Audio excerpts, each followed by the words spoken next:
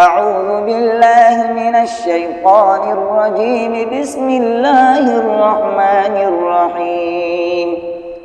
والنازعات غرقا والناشطات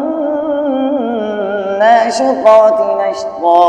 والسابحات سبحا فالسابقات سبقا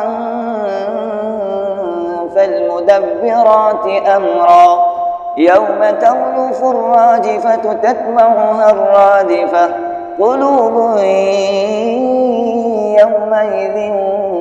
واجفة أبصارها خاشعة يقولون أئنا لمردودون في الحافرة أئذا كنا عظاما نخرة قالوا تلك إذا كرة خاسرة فإنما هي زجرة واحدة فإذا هم بالساهرة هل أتاك حديث موسى إذ ناداه ربه بالوادي المقدس طوى اذهب إلى فرعون إنه طغى فقل هل لك إلى أن تزكى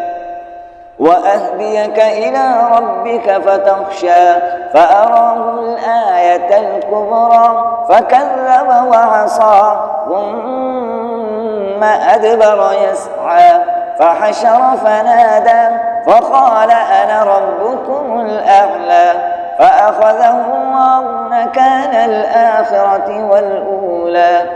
إن في ذلك لعبرة لمن يخشى أأنتم أشد خلقا أم السماء بناها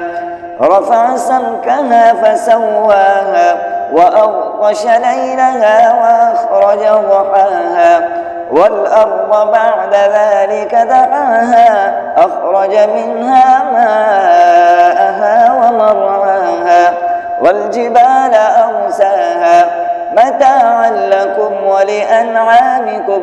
فإذا جاءت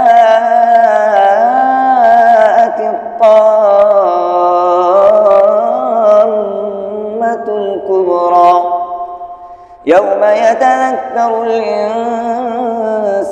ما سعى وبرزت الجحيم لمن يرى فأما من طغى وآثر الحياة الدنيا فإن الجحيم هي المأوى وأما من خاف مقام ربه ونهى النفس عن الهوى فإن الجنة هي المأوى يسألونك عن الساعة أيان مرساها فيما أنت من ذكراها إلى ربك منتهاها إنما أنت منذر من يخشاها كأنهم يوم يرونها لم يلبثوا إلا عشية أو ضحاها.